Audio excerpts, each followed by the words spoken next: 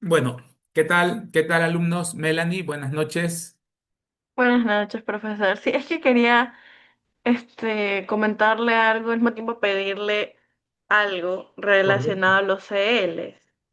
Es que varios de mis compañeros y yo tenemos algunas dudas referente a algunas preguntas de los controles de lectura, entonces quería saber si usted tal vez podría tomarse unos, no sé, bueno, no sé cuánto tiempo se tome, pero como que dar una retroalimentación de las preguntas, porque hay varias que como que nos quedamos, pero ¿por qué esta es la respuesta? Si tal vez leyendo lo que dice en el ORTI es otra cosa, entonces como que estamos Ok, muy dudosos en eso.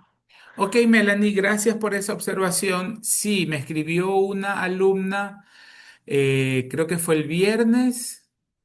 Sí, me escribió una alumna y me dijo que algo ha pasado. Hoy día no pude revisar, estuve bastante atareado en la oficina, pero me comprometo mañana a revisar qué ha pasado porque ella me puso el ejemplo de dos preguntas, una que hablaba de paraísos fiscales, si mal no recuerdo, y la otra sí no me acuerdo, pero según la opción que ella había escogido era la correcta, pero me dice que en la evaluación había salido otra respuesta válida. Entonces, gracias, Melanie, lo tengo apuntado.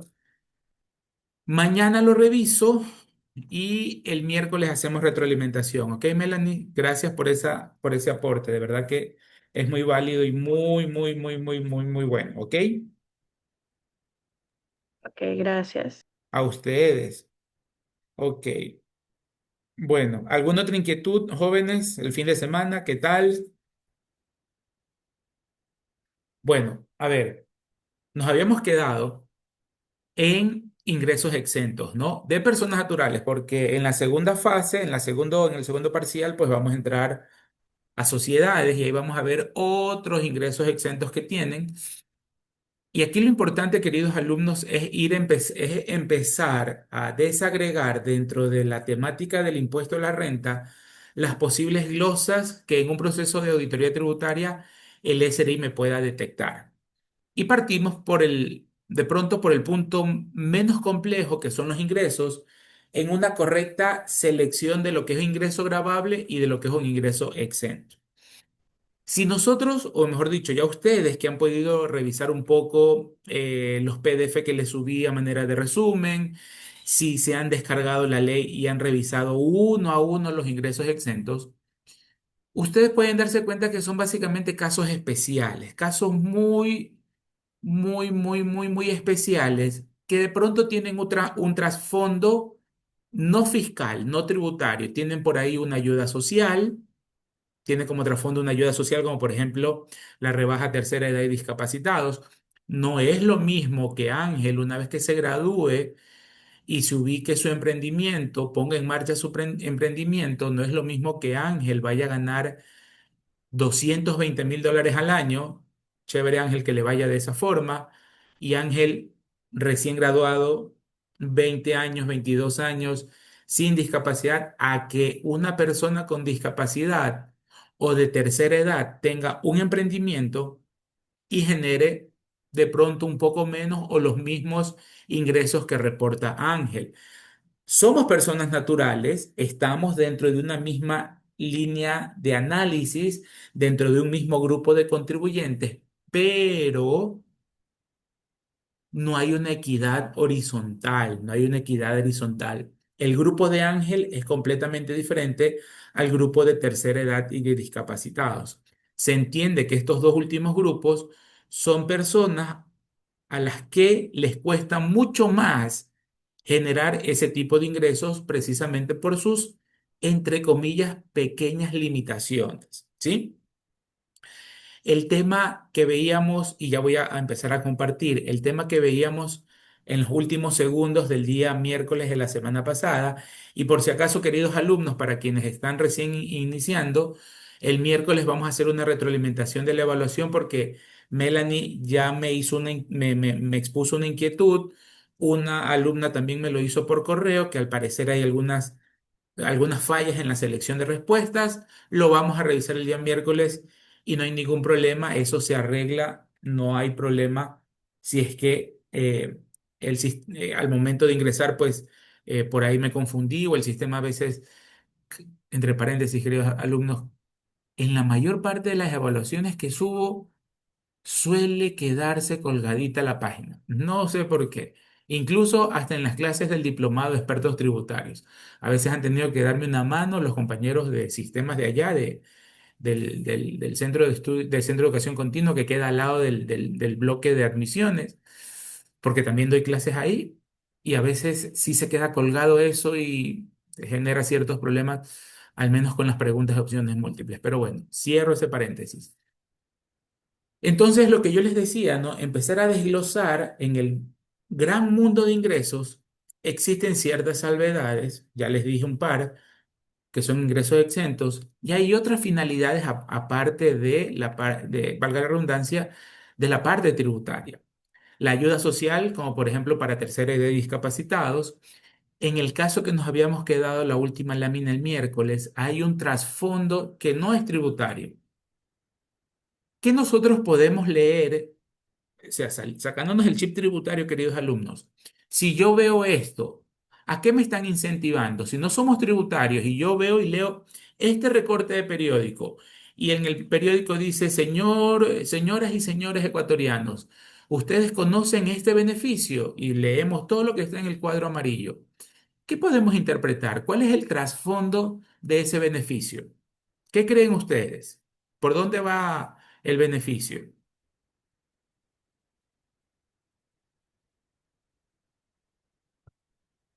Lo que quiero es que haga un análisis similar al que yo acabé de hacer para personas naturales y discapacitados, ¿no? Ese es un grupo vulnerable que la Constitución, que es la norma máxima del Ecuador, los cataloga como grupos de atención prioritaria para el Estado.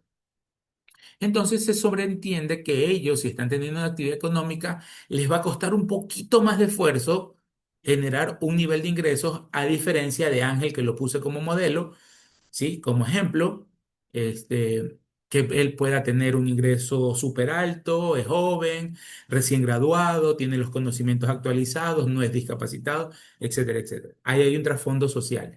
En este caso de los rendimientos financieros, ¿cuál es ese trasfondo no tributario que ustedes pueden rescatar de aquí? Les escucho.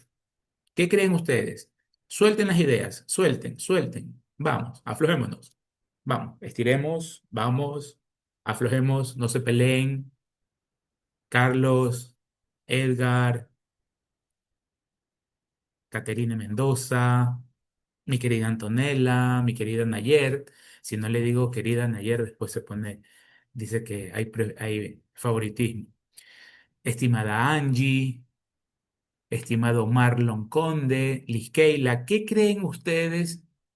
¿Cuál es el beneficio que está detrás de esto que no es tributario? ¿A qué apunta? Sergio, ¿usted qué cree? Jennifer, les escucho. ¿Qué creen ustedes?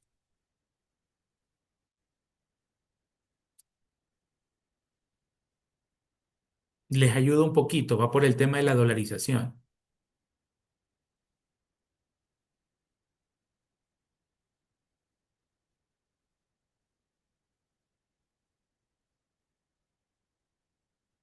A ver, una participación en el chat. Quizás sea motivación invertir, dice la señorita Antonella Ayora. Correcto, estimada Antonella, correcto. Repito, sacándonos ese chip tributario, si nosotros no sabemos que hay impuestos aquí en el Ecuador y venimos y leemos esto, tiene ese beneficio de trasfondo. Somos un país dolarizado, eso significa que no podemos imprimir moneda propia, dependemos de las remesas y que las exportaciones se fortalezcan mucho más que las importaciones, etcétera, etcétera. Una de las razones para frenar un poco que salga el dinero del país fue que en el 2008 se creó el impuesto a la salida de divisas, que empezó con el 0,5% del envío, después subió al 1, después subió al 2 y después subió al 5% y se ha mantenido en la temporada del expresidente Lazo, en la presidencia del expresidente Lazo, bajó como hasta 3,5, pero ahora volvió a subir a 5. Si usted quiere sacar el dinero del país, señor Javier Ruiz, sáquelo. Pero al Estado ecuatoriano usted le va a pagar el 5% por cada salida de divisas que usted efectúe en un año. entonces le debo pagar un impuesto al Estado. Entonces, el Estado que dice, mira, te pongo un impuesto para que tú lo pienses 2 o 3 veces antes de sacar el dinero del país. Alguno de ustedes va a decir, profesor, pero 5% es algo que no hace ni cosquilla, debería ser más alta. Probablemente la tarifa, pero al menos está la intención del Estado de proteger el dinero en el sistema financiero ecuatoriano. ¿Por qué proteger, profesor?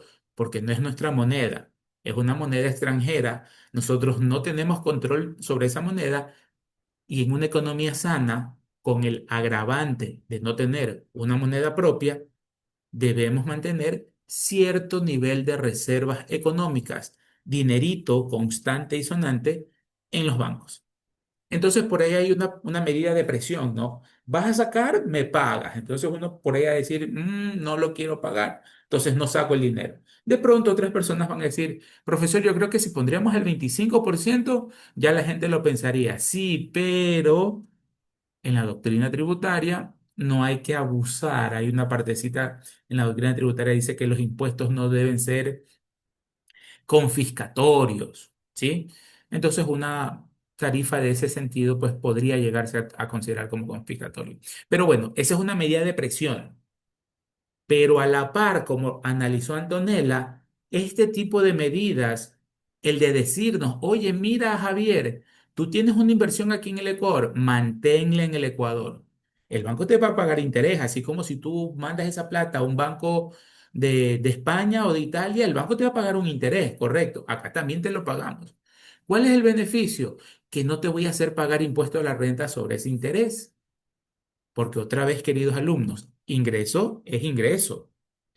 Profesor, pero es un ingreso no operativo porque yo me dedico a vender computadoras, pero tengo mi inversión de $100.000, dice Ángel, guardadita en un banco por si acaso con esto de los robos y todo. Yo tengo en una póliza. Perfecto, Ángel, muy bien pensado, pero es una medida que te alienta, que nos alienta a mantener el dinero dentro del país, dándonos un beneficio.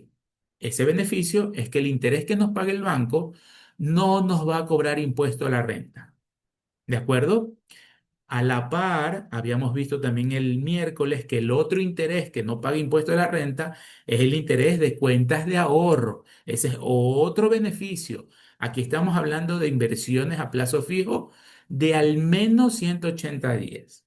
Entonces, más o menos, este tipo de medidas es un ganar-ganar.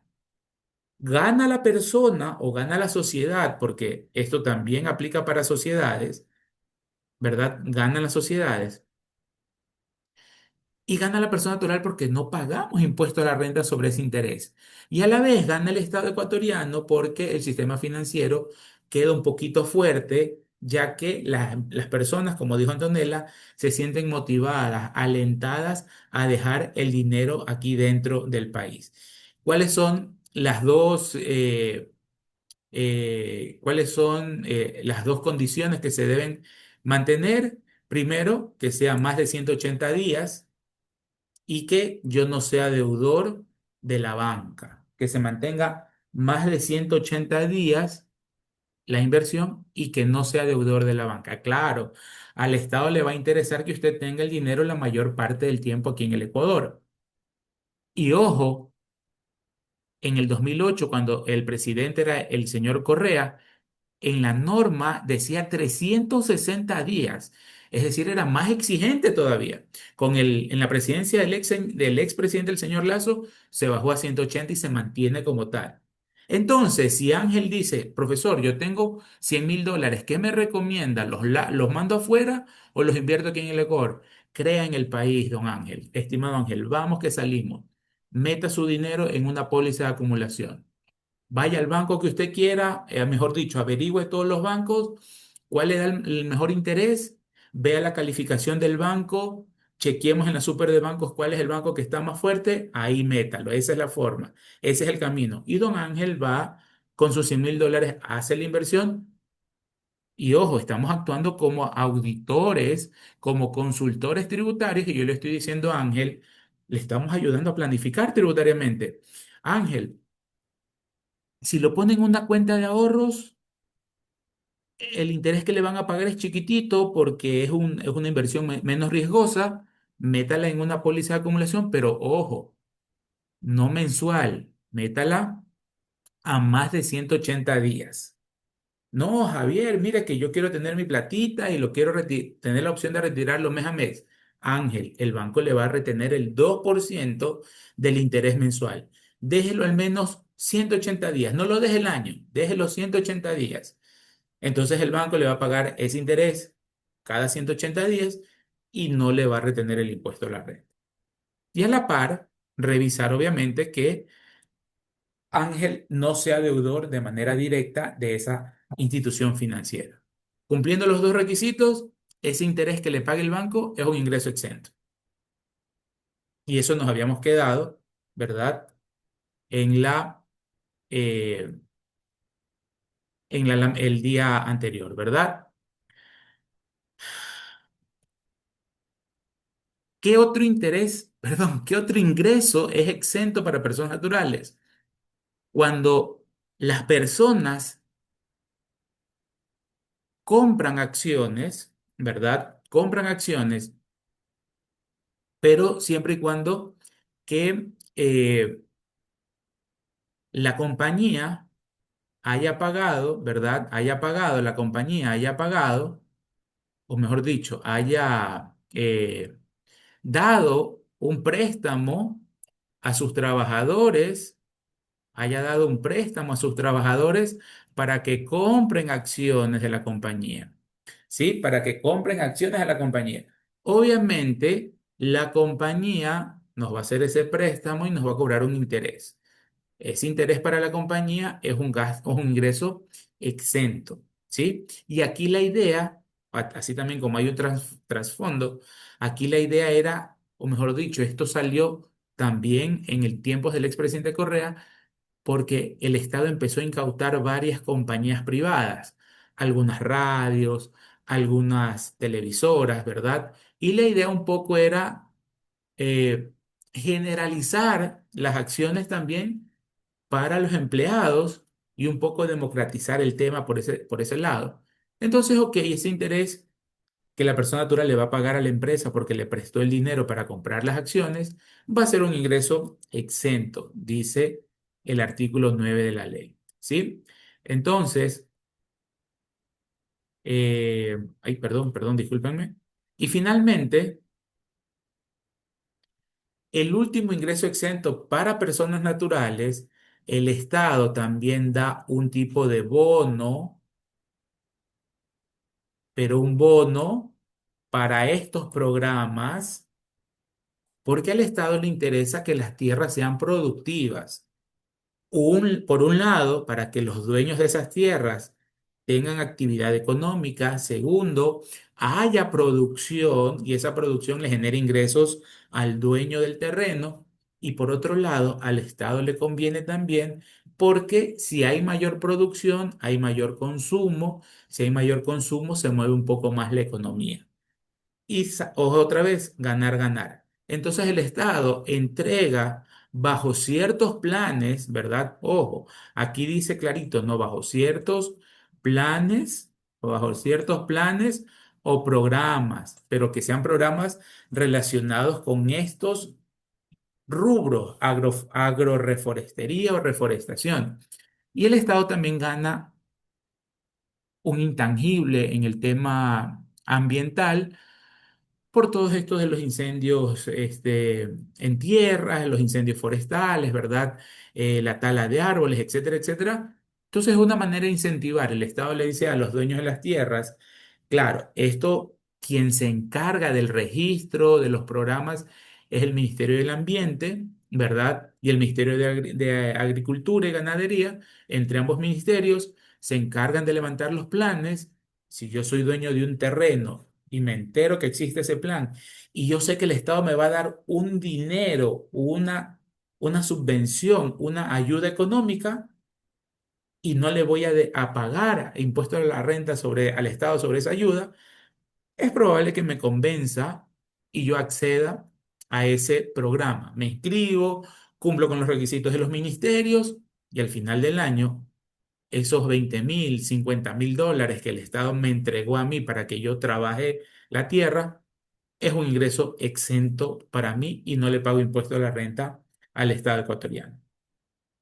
Entonces, eso un poco, mis queridos alumnos, respecto a los ingresos exentos para personas naturales. Entonces, si nos damos cuenta, otra vez, recapitulemos, en algunos casos son condiciones especiales que hay que cumplir. Segundo, no hay muchas exenciones. Aquí nosotros no estamos viendo los ingresos percibidos por los doctores, los ingresos percibidos por los profesores, los ingresos percibidos por las personas que se dediquen a vender productos farmacéuticos. No, son casos muy particulares. De ahí en más, mis queridos alumnos, prácticamente todas las actividades económicas que nosotros como personas naturales vamos a incurrir o vamos a desarrollar, vamos a tener ingresos grabados. Entonces, para ir poniéndoles ciertas definiciones finales a los ingresos exentos de personas naturales. Primero, tomen nota, por favor, verificar mi actividad económica, ¿no? Siempre que yo sepa lo que voy a hacer, y ojo que podemos hacer varias actividades, el SRI no es que me limita solo a una, yo como persona natural puedo tener 20 actividades económicas, ojo, eso no hay ningún problema. Yo debo verificar cuáles van a ser o cuál es el giro de mis negocios. Ah, Ángel dice, profesor, yo la tengo clarita. Yo me gradúo y voy a tener voy a hacer mi empresa de consultoría informática. Yo voy a dar todo el tema de asesoría informática, una actividad, venta de repuestos, otra actividad, venta de computadores, otra actividad. Ángel va a decir, profesor, pero todo está enmarcado en el área informática. Sí, esa es la industria en la que usted se va a mover, querido Ángel, en la industria del servicio y de los bienes informáticos. Pero en esa mega industria hay 500.000 actividades económicas que usted puede dedicarse. Entonces usted se va a dedicar a varias. Perfecto. Usted lo que debe hacer, Ángel y queridos alumnos de aquí en más, es, ok, ya tengo mapeado cuáles son mis actividades. Yo voy a ver cuáles van a ser los ingresos que están asociados a esas actividades. Y recuerden que debemos facturar cada vez que vendemos un bien o prestamos un servicio. Tomen nota de lo siguiente. Si yo soy régimen general, mi obligación de emitir comprobantes de venta nace a partir de $4. Es decir, si yo voy donde Ángel y en la empresa de Ángel vende CDs, Ángel, por favor, un CD y me dice $1.50, le pago el CD. Ángel no tiene la obligación de entregarme factura, pero a partir de los $4 sí. A menos que, como por ejemplo yo soy profesor y el CD me puede valer a mí para mi actividad económica, yo le digo, Ángel, deme una factura con mis datos. Así sea por $1.50, Ángel está en la obligación de emitirme. Si soy persona natural, régimen general por $4. Si soy persona natural, régimen RIMPE, negocio popular, a partir de los $12 debo emitir una nota de venta. Los RIMPE, negocio popular, que vamos a ver, hablar de ellos en las próximas sesiones, emiten a partir de los $12. Y ellos emiten nota de venta o factura. Tienen esas dos alternativas. El resto de los que estamos en régimen general, solo podemos emitir facturas. ¿Ok? Entonces, reconocemos nuestra actividad, el alcance de lo que vamos a hacer y casi, casi que en todas las actividades, todos los ingresos van a ser grabados, mis queridos alumnos. Los ingresos de las actividades. Cuarto, una vez que yo ya sé lo que es ingreso grabado, de pronto yo pueda tener en un año un ingreso exento. Vendí una oficina, ingreso exento porque yo no me dedico a vender inmuebles. Ángel tiene su rendimiento de una póliza de acumulación a 360 días, ingreso exento. Y podemos ir detallando qué ingresos son exentos en ese ejercicio económico. ¿Qué es lo que va a revisar el SRI? Si de pronto, por desconocimiento o porque a propósito lo hago, o no declaro todos mis ingresos, no facturo todos mis ingresos o catalogo mal mis ingresos. Tomen nota de eso de ahí también, por favor. ¿Cuáles son los riesgos que la administración tributaria en un proceso de auditoría revisa en el tema de ingresos? No todos los ingresos están siendo declarados. No todos los ingresos los he facturado.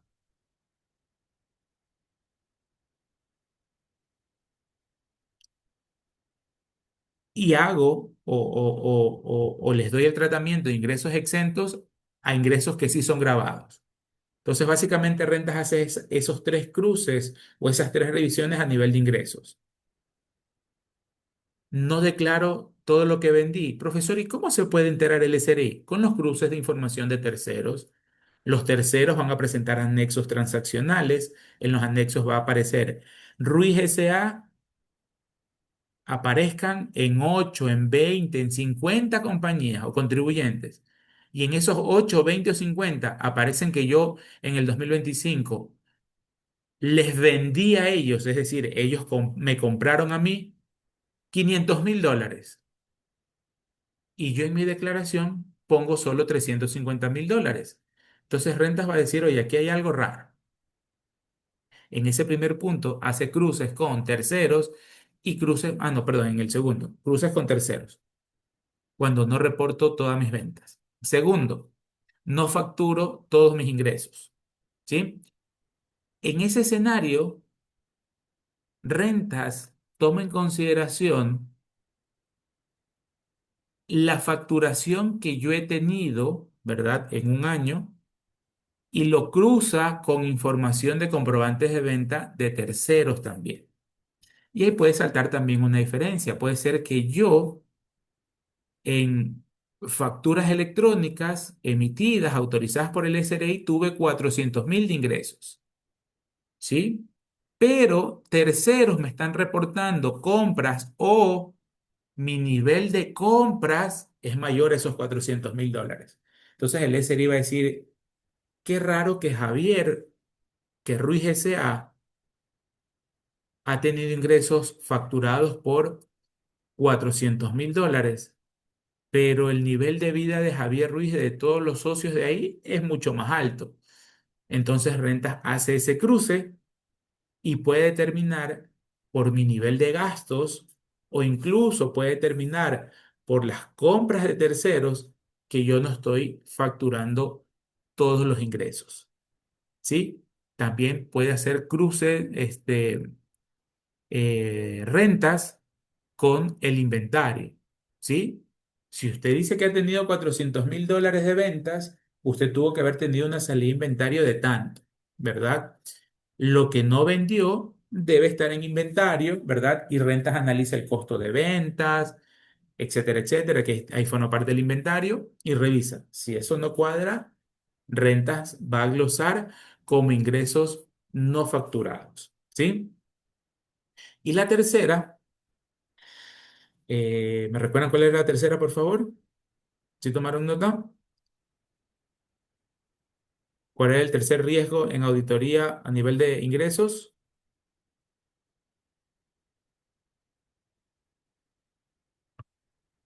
Ayúdenme, por favor. ¿Quién tomó nota? Tomar ingresos como exentos cuando en realidad son ingresos grabados. Gracias, Ángel, muy amable. Claro, rentas, me ve mi actividad económica. Yo tengo cuatro actividades económicas en el RUC. Comisionista, porque si yo, por ejemplo, consigo un cliente nuevo, lo llevo a mi firma, ¿verdad? Pero no es de mi especialidad, no lo trabajo yo, sino es que yo lo entrego a otra división. Por ejemplo, un outsourcing contable, a mí me van a dar el 20% de comisión por llevar ese cliente. De lo que se facture, a mí me dan una comisión del 20%. ¿Sí? Por ejemplo, si Melanie me dice, profesor, mire, la empresa de mi tío, es probable que tenga una devolución de IVA. A ver, venga, analicemos, lo visitamos y si se concreta en la política de remuneraciones de la compañía, hay ese tipo de comisiones para quienes llevan un cliente. Entonces yo tengo mi actividad de comisionista. Tengo mi actividad de prestación de servicios profesionales, que es todo lo tributario cuando yo emito facturas por las asesorías. Y tengo la docencia de tercer nivel y la docencia de cuarto nivel. Entonces yo tengo mis cuatro actividades. Si llevo un cliente, llevo la empresa del tío de Melanie, yo lo llevo a la compañía, me facturan a mí el 20%, claro, también al referido se da un porcentaje. Esa comisión, ¿exento o grabado? ¿Qué dicen ustedes? Para Javier Ruiz como persona natural, ¿esa comisión exenta o grabado? ¿Ese ingreso es exento o grabado? ¿Qué dicen ustedes? Los que dicen grabados, que levanten la mano, por favor. Es grabado. Las comisiones son grabadas. Gracias, Nayer. Perfecto. Gracias, Sergio. Las comisiones son ingresos grabados.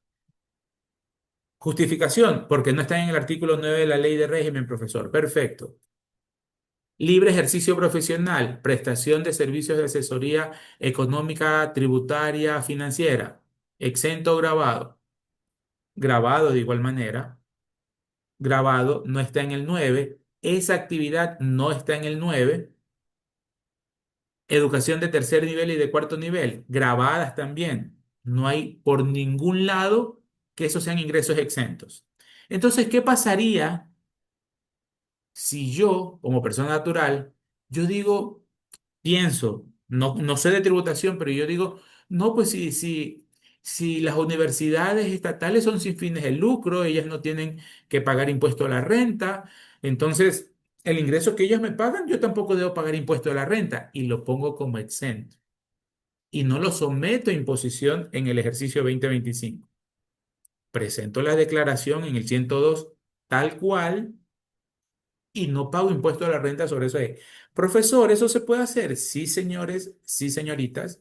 El sistema le permite registrar casi todo lo que usted quiera. Y mi declaración se fue. Otra vez, pasan los 4 años que tiene rentas para auditar y no me auditó, me salvé. Pero si la administración me revisa la declaración del 2025, rentas me va a transformar, me va a recategorizar lo que le facturé al SPOL y a la UES y me los va a decir Javier Ruiz, eso debió pasar, usted debió analizarlos como renta grabada. Como no hay por dónde justificar, yo no voy a poder justificar que es ingreso exento. Rentas me va a decir, ok, usted se le glosa la totalidad de esos ingresos como ingresos grabados. Entonces me aumenta la base imponible y tengo que pagar mayor impuesto a la renta. Entonces, básicamente esos son los tres riesgos que la administración tributaria revisa en un proceso de auditoría respecto al gran mundo de los ingresos. Y por eso es que teníamos que ver ingresos exentos. Ahora vámonos a la otra vereda. ¿Preguntas hasta aquí de ingresos exentos?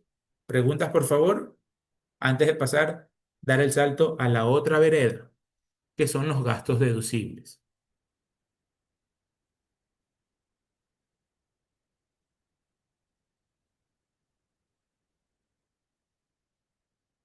Gracias, Nayer, muy amable. Entonces, mis queridos alumnos,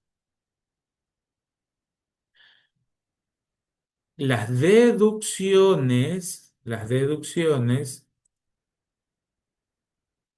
recuerden que nosotros vamos a tener ingresos, obviamente grabados, y vamos a descontar un nivel de gastos, ¿verdad? Asuman que eso es una G, por favor. Asuman que eso es una G. Si nosotros contablemente a los ingresos le quitamos los gastos, nosotros vamos a tener nuestra utilidad contable, ¿verdad? Nuestra utilidad contable. Perfecto. Ahora nos vamos a centrar entonces, mis queridos alumnos, una vez que ya revisamos esto, nos vamos a centrar ahora en esta parte de la ecuación, los gastos. Así como en ingresos vimos que unos son exentos y hay otros que son grabados, en gastos vamos a tener unos que son deducibles, ¿ok? Que son deducibles. Hagan de cuenta que ahí dice deducibles y hay otros que van a ser gastos no deducibles, ¿ok? Esos gastos no deducibles es lo que le vamos a prestar muchísima más atención, queridos alumnos, porque es lo que Rentas nos va a glosar en un proceso de auditoría tributaria.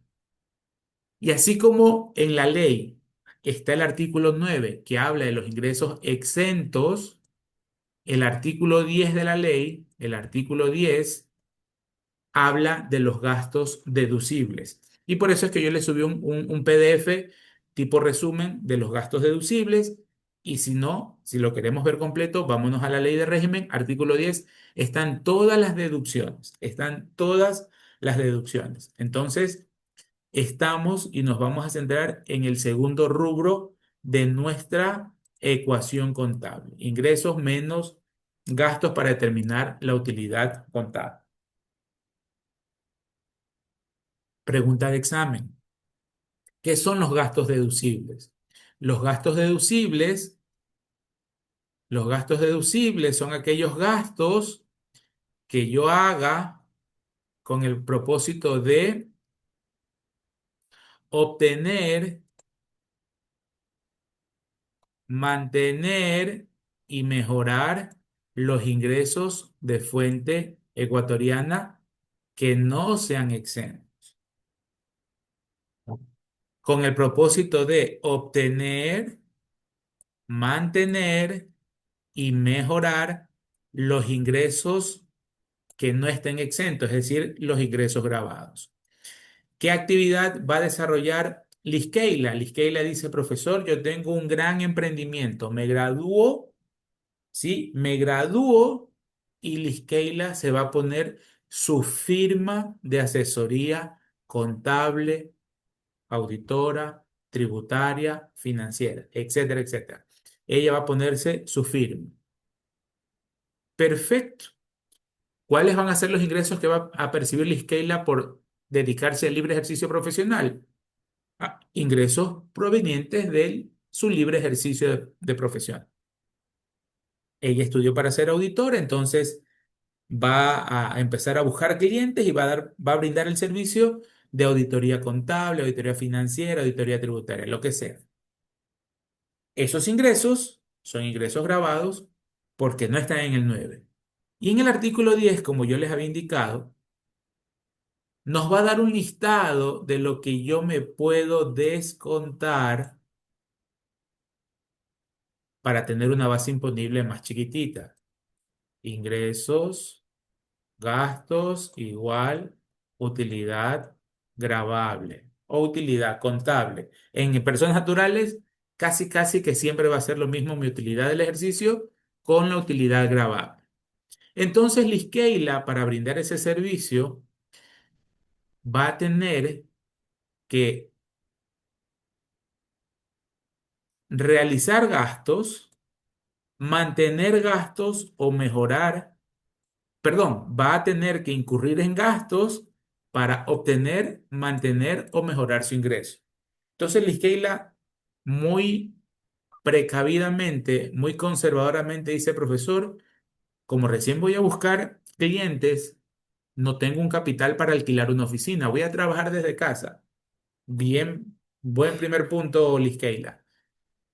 Empiezo a visitar los clientes. Necesito transportarme de mi casa a las oficinas. Tengo que llevarles el brochure o lo imprimo, que ya casi no se utiliza mucho papel, o hago eh, un PDF o lo quiero hacer un poquito mejor, contrato a una firma publicitaria para que me haga mis tarjetas de presentación, me haga el brochure, todo profesional. Y son gastitos que empieza a tener la Liskeila para generar a corto, mediano o largo plazo un ingreso.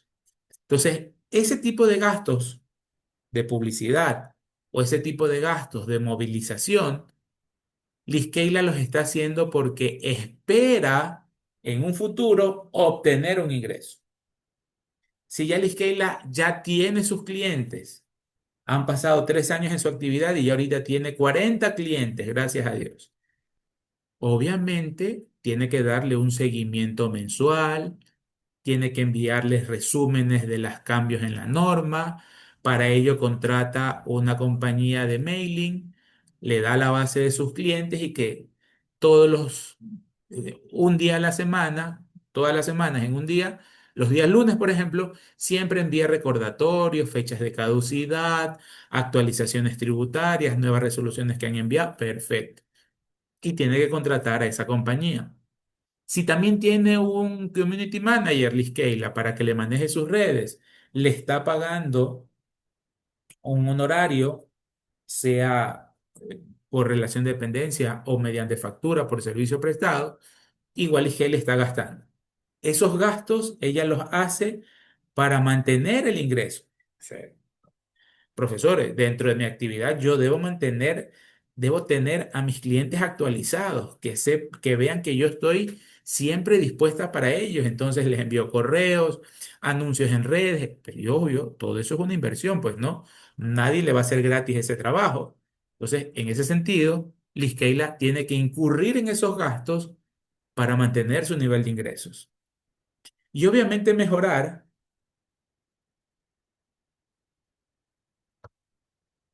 De 40 clientes, Liskeila pasa a 60, ya con la capacidad de sus analistas no da, entonces tiene que contratar 4 analistas más. Entonces, está pagando sueldos y salarios en una cantidad mayor o está pagando servicios prestados en una cantidad mayor para mejorar su ingreso, porque como va a tener o ya tiene nuevos clientes, es una inversión que está haciendo para mejorar ese ingreso. O se va a cambiar de oficina, como ya tiene bastantes clientes y ahora ya tiene 12 analistas, obviamente necesita un espacio más grande, estaba alquilando esta oficina, ya le queda corta, pues va a alquilar otra oficina mucho más grande, es gasto deducible. Entonces, en conclusión, mis queridos alumnos, las deducciones, nosotros podemos sacar de resumen de esto de aquí, es que ese gasto esté relacionado con mi actividad económica. Punto principal para que el gasto sea deducible. Punto principal para que el gasto sea deducible es lo que nos dice esta parte de la ley. Entonces, ya desmenuzando el artículo 10, recuerden, artículo 9, exoneraciones o ingresos exentos. Artículo 10, gastos deducibles o deducciones, como ustedes lo quieran llamar. Ya desmenuzando,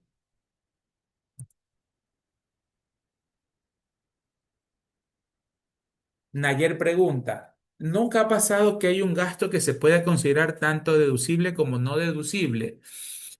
No, mi querida Nayer, no lo tengo mapeado un caso así tan particular. No sé si de pronto usted haya tenido algo, ¿no? No, profe, solo era una duda que se me pasó por la cabeza. Perfecto, gracias Nayer, está muy bien.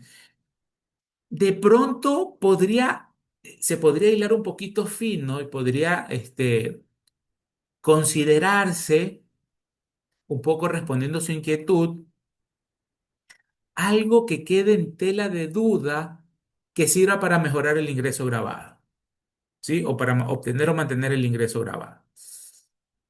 Rentas cuestiona, más que nada en compañías, Rentas cuestiona lo siguiente.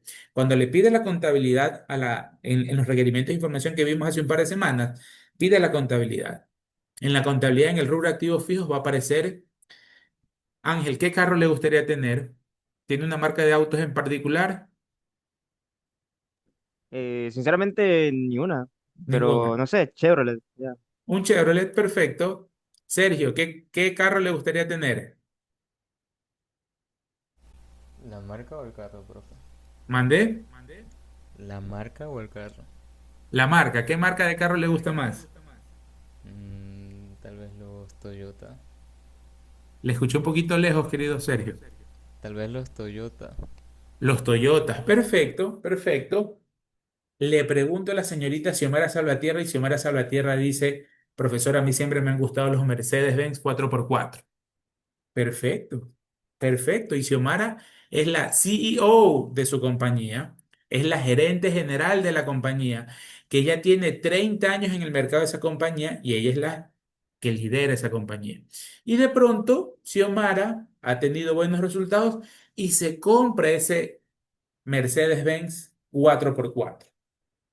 Entonces, atendiendo un poquito la pregunta de Nayer, Renta se cuestiona, oiga, pero ¿por qué un carro de alta gama usted lo pone como deducible, ¿verdad?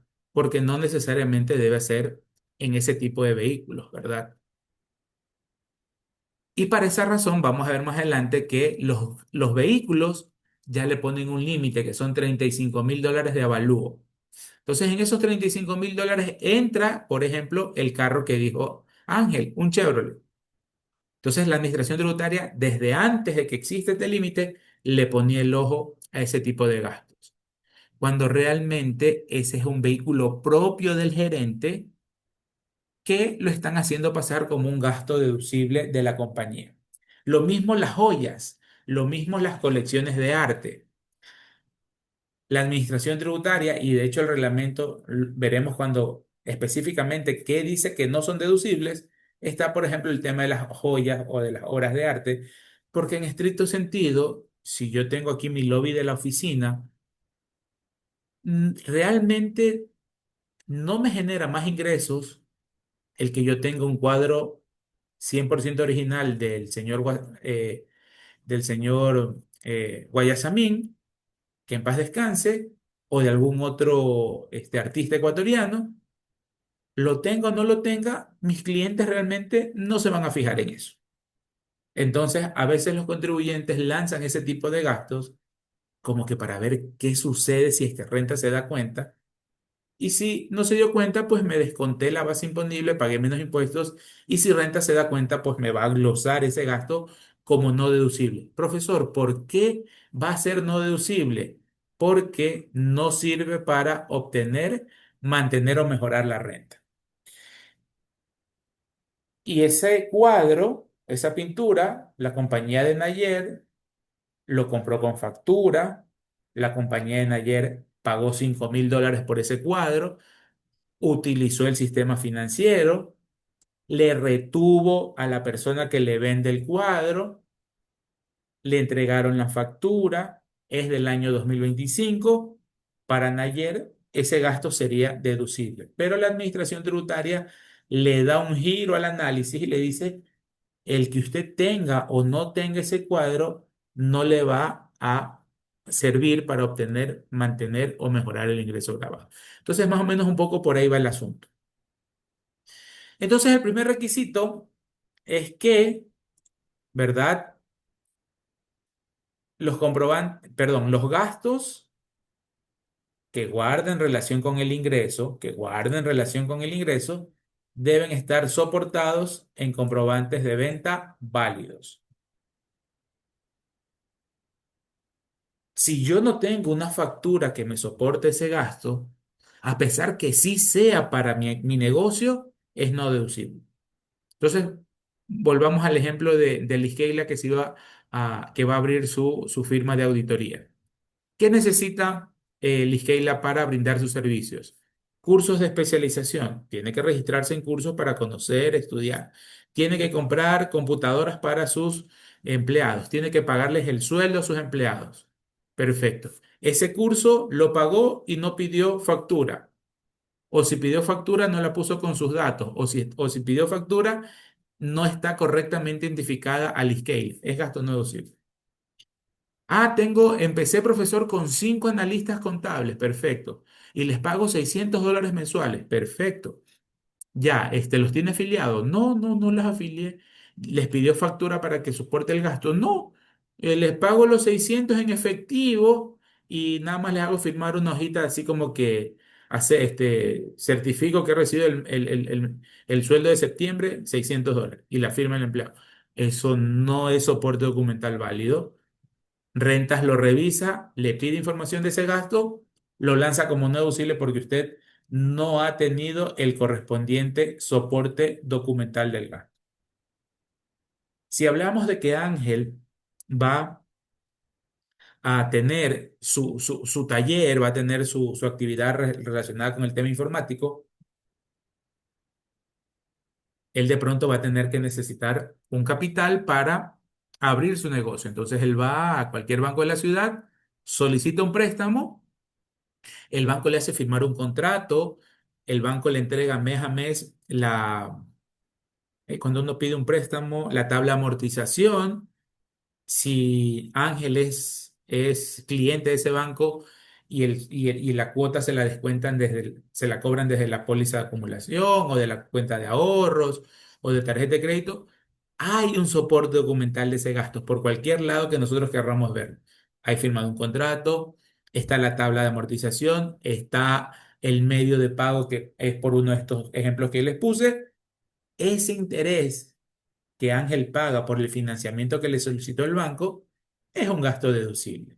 ¿Por qué? Porque ese capital le sirve para su giro del negocio.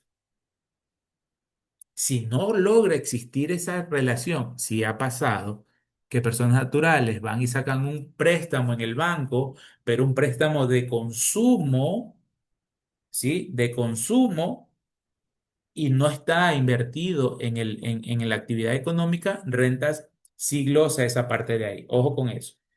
Tiene que ser ese financiamiento dirigido al giro del negocio. ¿Qué otro gasto deducible? Todos los impuestos, tasas que necesitemos pagar o que debamos pagar para mi actividad del ingreso son gastos deducibles. Si hablábamos que el Iskeila ya tenía una oficina, asumamos que ahora es propia, no la alquila, sino es que ella compra una oficina porque gracias a Dios le ha ido muy bien.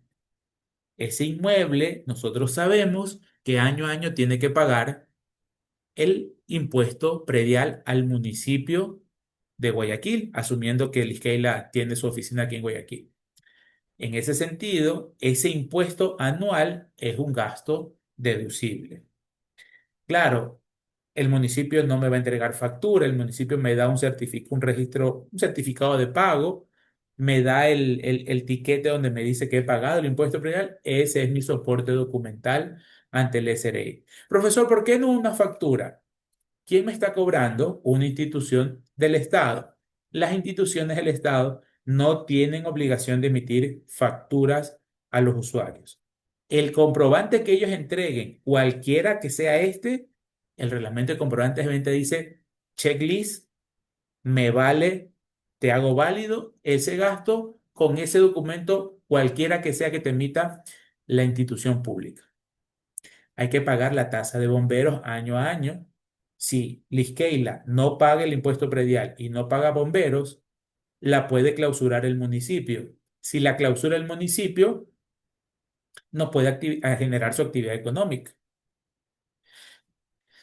¿Qué pasa si esos 5 primeros asistentes de Liskeila los tiene afiliados al IES y el sueldo y salario lo paga mediante, o por medio, mejor dicho, del rol de pagos y están debidamente afiliados? La empresa o Liskeila como patrono también tiene la obligación de pagar el aporte patronal al Estado, en este caso al IES, perdón. Ese es un aporte que ella tiene que pagar por motivo de su actividad económica, gasto deducible. ¿Cuáles van a ser los soportes? La planilla mensual de patrono del IES, la transferencia que yo le haga el pago para el IES, el registro de la nómina que guarda relación con lo que dice el IES. Esos van a ser mis soportes documentales para decirle a rentas, mira, yo estoy gastando y estoy pagando X cantidad mensual de aporte patronal y por eso es deducible para mí. Si en el negocio de Ángel, en la empresa de Melanie, en el taller de Nayer, contratamos alguna perdón, alguna póliza de seguros, eso es un gasto deducible. Eso es un gasto deducible. Esa póliza de seguros contra incendio, contra robo, contra desastres, esa es una póliza que para efectos tributarios son gastos deducibles porque amparan riesgo de los trabajadores o riesgo de la actividad generadora del ingreso. Entonces, esos primas de seguros son gastos deducibles. Profesor, mire, el tema de la inseguridad, etcétera, etcétera, sufrimos un robo en la bodega, se sustrajeron estos señores, este, incivilizados, se sustrajeron 10 computadoras, ¿sí? Se me ha bajado el inventario, se me robaron 10 computadoras del inventario. Claro, es gasto deducible, pero la norma sí me dice, ¿no? Que sea comprobada por casos fortuitos. ¿Cómo vamos a documentar esa pérdida? Obviamente yendo a la policía, a la fiscalía, a poner la denuncia, ¿verdad? Recabar cualquier otra información, cualquier otro indicio que refuerce ese tema del robo y ese es su soporte del gasto deducible, ¿no? Claro, pero ¿qué pasa si ese inventario lo teníamos asegurado con el rubro anterior? Claro, si el seguro me reembolsa esos 5 computadores, ya no los tomo como deducibles, ¿ah? Porque sí me lo están reembolsando. Si no lo tengo asegurado, pues ahí sí es un gasto deducible. Los gastos de viaje estarían necesarios para generar el ingreso siempre que se encuentren debidamente soportados en comprobante de venta, gastos deducibles, que no supere el 3% del ingreso grabado. Liskeila dice, profesor, me está yendo muy bien, gracias a Dios, ya tengo mi oficina aquí en Guayaquil, voy a abrir oficina en Quito. Ah, muy bien, voy a conseguir clientes en Quito, etcétera, etcétera. La voy a mandar a mi supervisora del outsourcing contable en conjunto con el supervisor del equipo de devoluciones de impuestos. Se van a ir ellos dos por un mes a Quito para empezar a promocionar la compañía. Van a dar una serie de charlas, van a ir al colegio de contadores, van a ir a las universidades a promocionar la firma, talleres gratuitos, etc. Oh, claro, perfecto. Muy buena la estrategia de mercadeo para abrir el mercado. Claro, son empleados de la Liskeila debe cubrir con esos gastos de viaje, transporte, hospedaje, alimentación, y ese es un gasto deducible, ¿de acuerdo? Es deducible. Sin embargo, aquí empezamos a ver que en el mundo de los deducibles, queridos alumnos, algunos gastos tienen límites. Y aquí tenemos el primer límite. No pueden pasar del 3% del ingreso gravable. Profesor, ¿y por qué le ponen ese límite? Porque si no se pone un límite, a veces los contribuyentes pueden abusar un poquito. Se imaginan que Liskeila tenga $250.000 de ingresos en el año y 220.000 en gastos de viaje. Ahí vale la pena cuestionarse, Liskeila, ¿usted trabaja para viajar? ¿Usted trabaja para generar una utilidad a su familia, a su empresa? Entonces, tener un nivel elevado de gastos de viaje o hacerlos pasar por gastos de viaje es de cierta forma un poco llamar la atención al SRI. Entonces Rentas le dice, gaste lo que usted quiera, pero tributariamente, si usted va a utilizar el concepto de gastos de viaje, no puede superar el 3% del ingreso gravable. Y tomen nota, queridos alumnos, uno de los primeros gastos deducibles que Rentas revisa en los papeles de trabajo son los gastos con límites. Son estos gastos que tienen límites. Y aquí tenemos el primero. Entonces, si Liskeila facturó $200.000 en un año, ella máximo puede utilizar el 3% de esos $200.000. ¿Cuánto estaríamos hablando?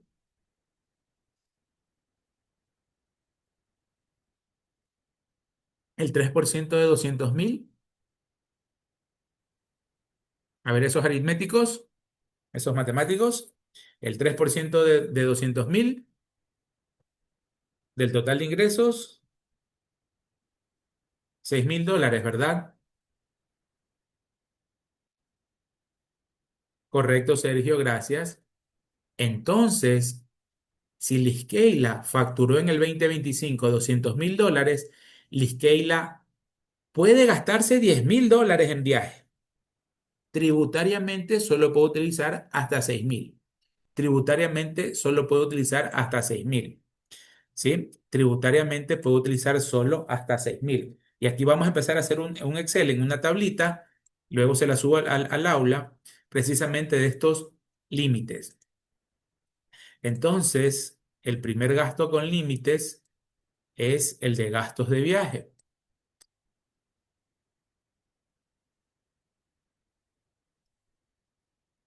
Gastos con límites. El primero de ellos, gastos de viaje. ¿Cuánto es el límite? 3%. ¿De qué rubro? De los ingresos grabados. ¿Ok? De los ingresos grabados. El 3% de los ingresos grabados. ¿Sí? Entonces,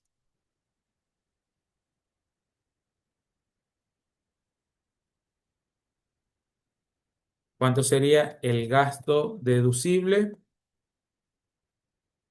3% por... Ah, perdón, me olvidé de poner los ingresos. Ingresos grabados, 200.000 era el ejemplo, ¿no? $200.000. $200.000. Entonces el gasto deducible es el 3% de estos $200.000. Perfecto. Ese es el límite. No puede pasarse de ese monto. Entonces, ¿qué hace el SRI?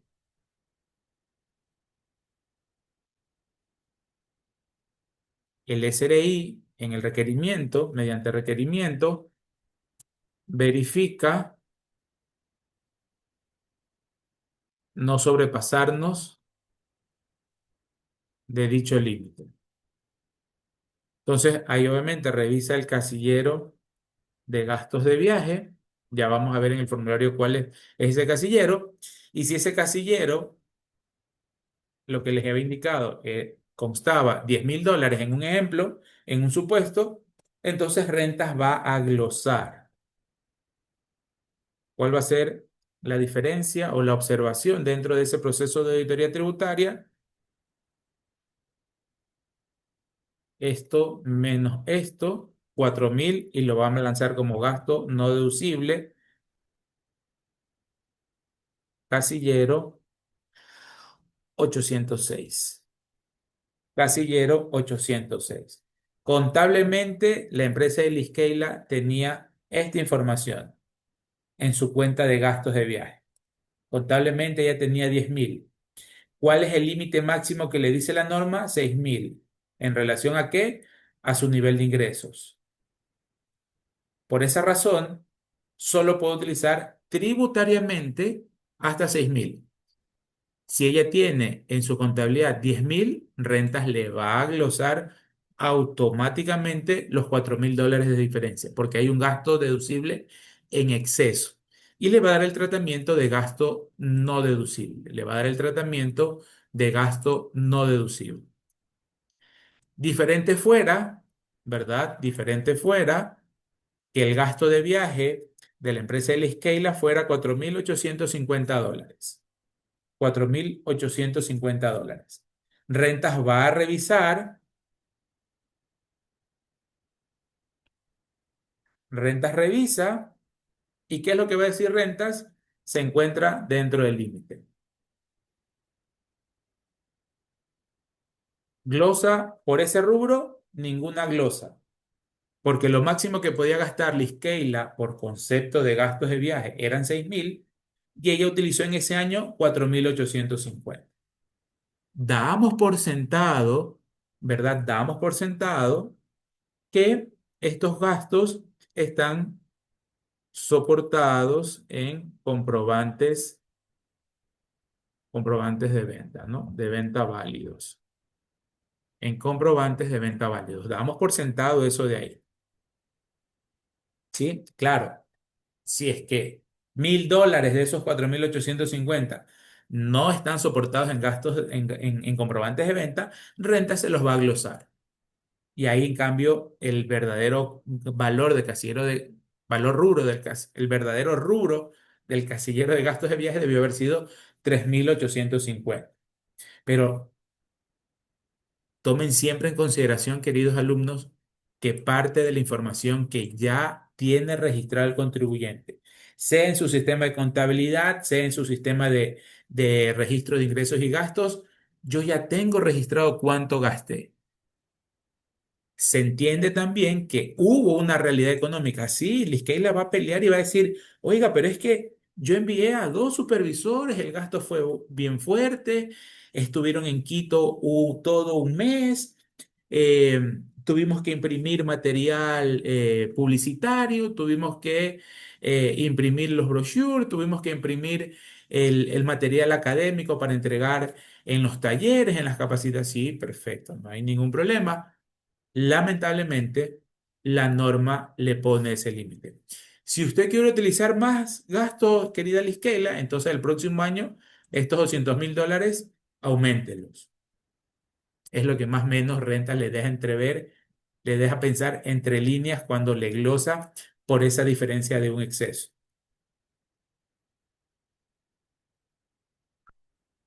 ¿Sí? Antes de que me olvide, guardemos esto de aquí.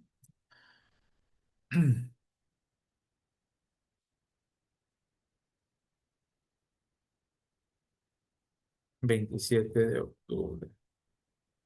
Entonces, ese análisis hace la administración tributaria. Revisar siempre los gastos que tienen límites, porque son las glosas más sencillitas que hay que hacer. Y créanme que ya les voy a buscar los papeles de trabajo y se los voy a mostrar. El papel de trabajo va en este sentido. Información declarada por el contribuyente, $10.000 en el casillero número tal, gastos de viaje. Total de ingresos grabados, casillero 6999 del formulario, $200.000. Límite máximo para tener deducibilidad por gastos de viaje, 6.000. Valor consignado por el contribuyente, 10.000. La diferencia es no deducible. Automáticamente, no hay vuelta que dar.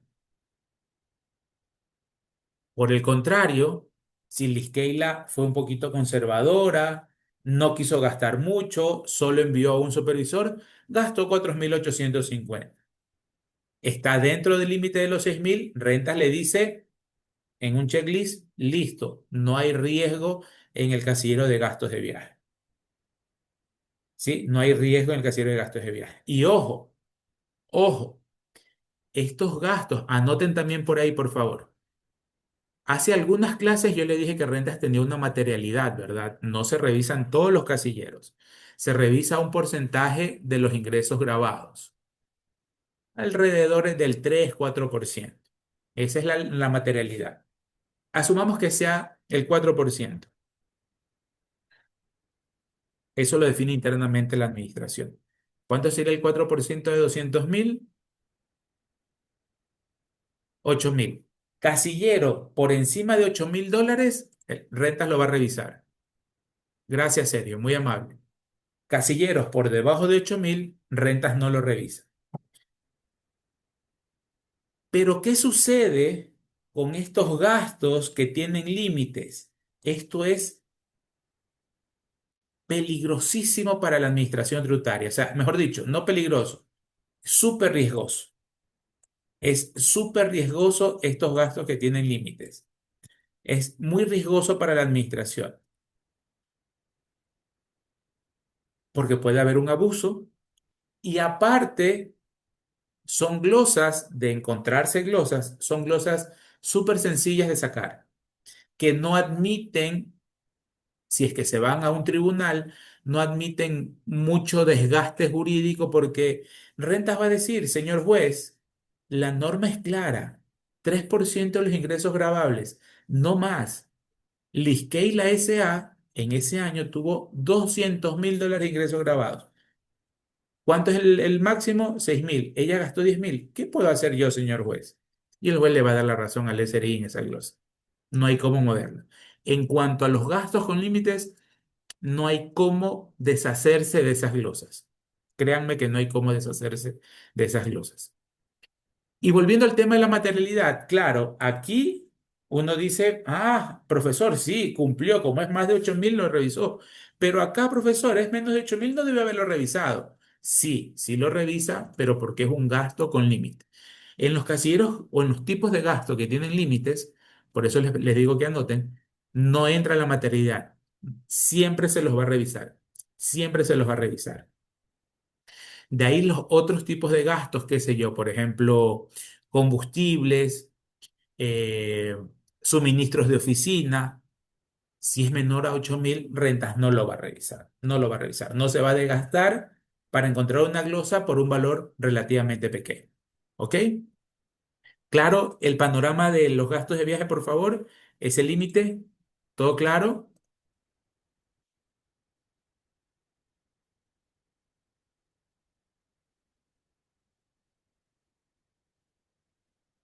Ok, entonces, ¿qué otra deducción tenemos? La depreciación de activos fijos. Depreciación de activos fijos, sueldos y salarios de los trabajadores, indemnizaciones, participación en las utilidades, bonificaciones, todo eso es deducible.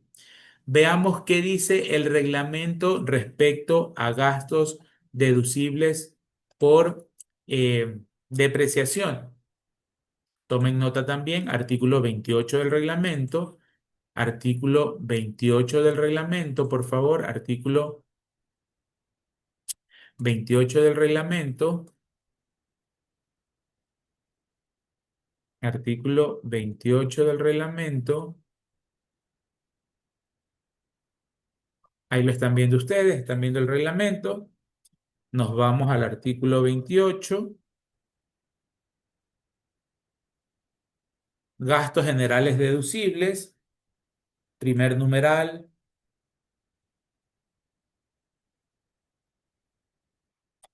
que habla de gastos de sueldos y salarios. El primer numeral habla de remuneraciones y beneficios sociales.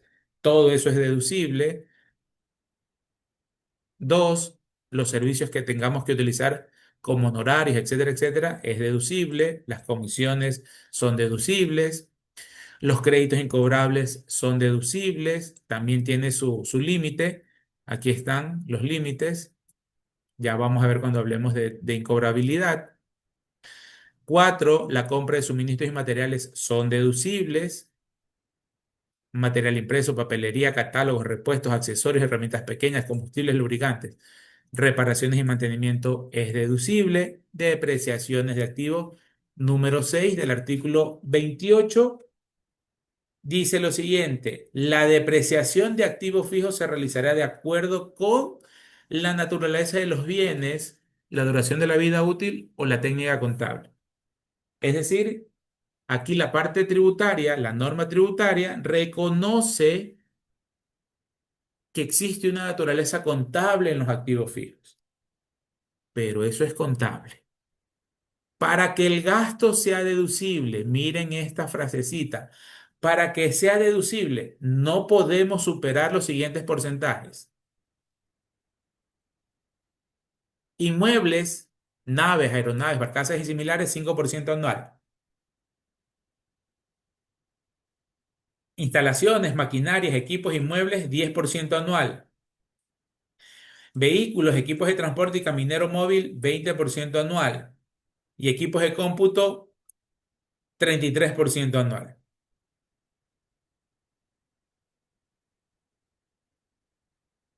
En caso que los porcentajes establecidos como máximos en este reglamento sean superiores a los calculados de acuerdo con la naturaleza de los bienes, la duración de la vida útil o la técnica contable, se aplicarán estos últimos. En caso que los porcentajes establecidos como máximos en el reglamento sean superiores a la naturaleza de los bienes, a la duración de la vida útil o la técnica contable, se aplican estos últimos, es decir, se aplican los máximos que dice el reglamento.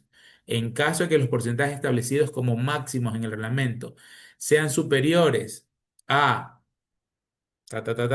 se aplican estos últimos. Entonces aquí lo que yo voy a recortar y vamos a llevar al Excel es precisamente esta partecita de los límites en gastos de depreciación. Como ustedes se dan cuenta, eh, borramos otra hojita, pongamos aquí depreciación.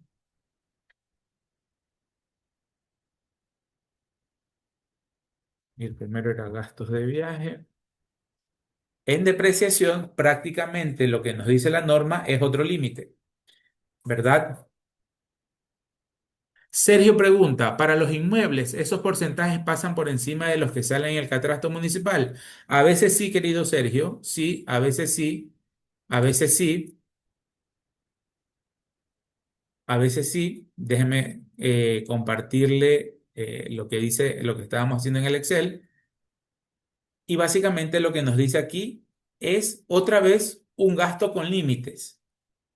Si ustedes si recordamos, ¿no? Que decía, para que el gasto sea deducible, no pueden exceder la depreciación anual para inmuebles, el 5%, para maquinarias, el 10%, para vehículos, el 5%, perdón, el 20%, y para equipos de cómputo, el 33%. ¿Ok? Entonces, en la contabilidad de la compañía, en propiedad, planta y equipo,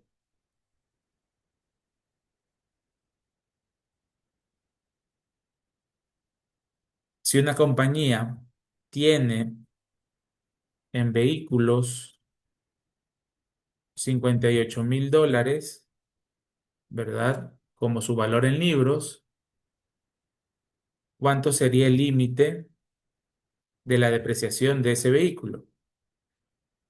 Contablemente, de acuerdo a NIF, ¿verdad? De acuerdo al valor de realización.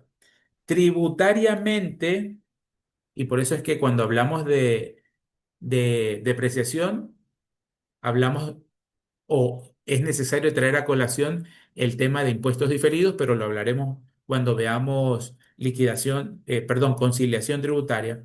Tributariamente, ¿cuánto sería este valor por este monto? 11,600. 11,600. A ver, tenemos una pregunta acá. Perfecto, Nayer, gracias. 11,600. Eso es lo que tributariamente me puedo descontar yo. ¿Qué dice en la contabilidad del contribuyente? Esa compañía, asumamos, se deprecia $8,000, la depreciación de esos vehículos. ¿Por qué? Porque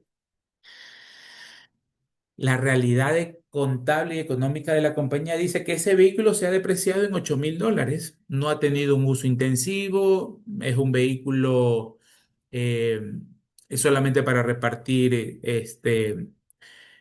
parte del inventario, etcétera, etcétera. Y mi valor real es de $8,000. ¿Qué pasa en ese tipo de situaciones? ¿No? Así como hicimos en el tema de gastos de viaje. Yo me estoy considerando un valorcito menor al máximo que me permite la norma tributaria. En ese caso, la administración no va a decir nada y esos $8,000 son deducibles para el contribuyente. Tenía hasta para descontarse 11,600, pero él está utilizando $8,000, menor al máximo posible. Claro, en este sentido, si nosotros sabemos o sacamos la relación de que la depreciación de los vehículos es el 20%, esto en años, esto sería en porcentaje, y pongámosle entre paréntesis en años, aquí sería que yo puedo utilizar este inmueble en 20 años, esta maquinaria en 10 años, el vehículo en 5 y el equipo de cómputo en 3, ¿no? Para que den el 100% de la depreciación, a eso me refiero. Esta compañía, si solamente utiliza como deducible $8,000, uno, no se está sobrepasando del exceso. Dos, está utilizando un gasto deducible menor a lo que él tiene como derecho. No hay impacto negativo para el Estado, no hay un perjuicio para el Estado porque está teniendo una depreciación menor a la máxima posible. Claro, ese equipo, ese vehículo que el máximo me da para que yo lo pueda depreciar en 5 años, probablemente con esto yo lo deprecie en 6 o en 8 o en 6 o en 7 años. tengo más años para poder utilizar ese gasto deducible. Lo que rentas va a revisar es que no nos pasemos de esos 11.600. Entonces, en este primer escenario, por así decirlo, el gasto es deducible. Pero como la norma claramente decía, no puede superar, en este caso, no puede superar el 20% del valor en libros. ¿Qué hubiese pasado si en este caso, eh, perdón, en este caso, la compañía utilizaba $15.000 como gasto de depreciación? Ah, no, aquí ya cambié el escenario. No, mire, que es un vehículo que tiene un uso intensivo, hay un desgaste mucho más acelerado porque estamos en el sector minero, por ejemplo. Entonces es obvio que el uso y el desgaste de ese vehículo, de ese equipo caminero, es mucho más fuerte de un camión o una volqueta que estuviera en el agro ecuatoriano, por ejemplo. Claro, técnicamente tiene toda la razón, pero lamentablemente para efectos tributarios solo puede descontarse hasta $11.000. Y aquí sí va a haber una diferencia nuevamente.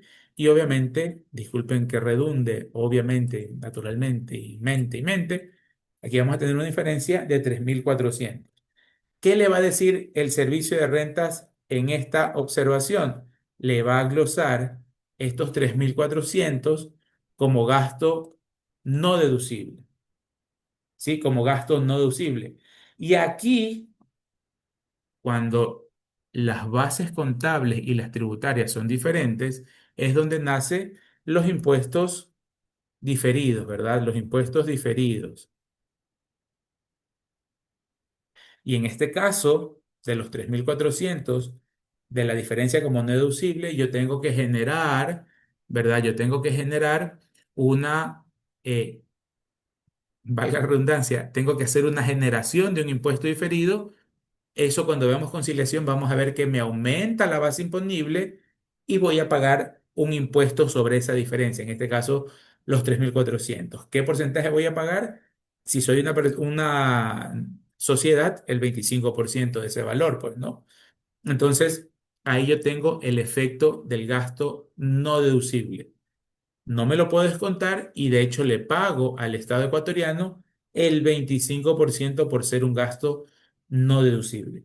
Entonces, aquí lo importante, vale la pena recalcarles, queridos alumnos, es que para efectos del gasto deducible por depreciación, no podemos superar, tributariamente hablando, esos porcentajes. Profesor, si no lo utilizamos al máximo, ¿es deducible? Sí. Caso número uno, no hay problema. El Estado va a decir, bueno, la compañía de Javier podía descontarse en 11.600, solo quiere utilizar 8.000. No me está perjudicando a mí en nada. Él tiene menor gasto deducible, le va a pagar más al Estado. Tomemos siempre esa relación, queridos alumnos. Si yo utilizo en estos límites menos gastos deducibles, voy a pagar más impuesto a la renta. Si utilizo más gastos deducibles, voy a disminuir la base imponible. Y eso ahí sí, el Estado se va a poner alerta, ¿no? Si usted está utilizando una depreciación en exceso que no le corresponde por reglamento, la autoridad tributaria debe revisar, pedirle información. No es que de buenas a primeras ya lo va a glosar, le da la oportunidad a que usted se defienda, que entregue la información, pero para la administración tributaria, en gastos de viaje, si usted se pasó este monto o en depreciación, usted no respetó los valores que estaban como porcentajes máximos, rentas, en su papel de trabajo le va a glosar el tema de la depreciación porque porque usted se está sobrepasando a los límites que establezca o que establece el reglamento. Preguntas, por favor.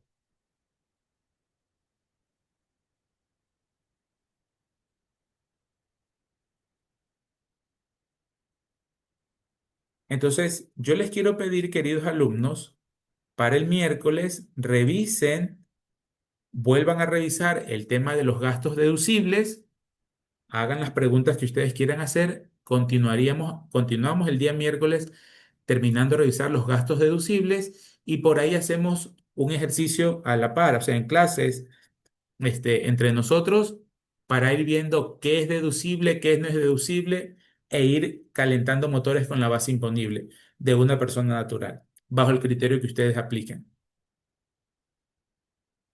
Tocó el tema de mantenimiento. No, estimado Sergio, solamente lo nombré.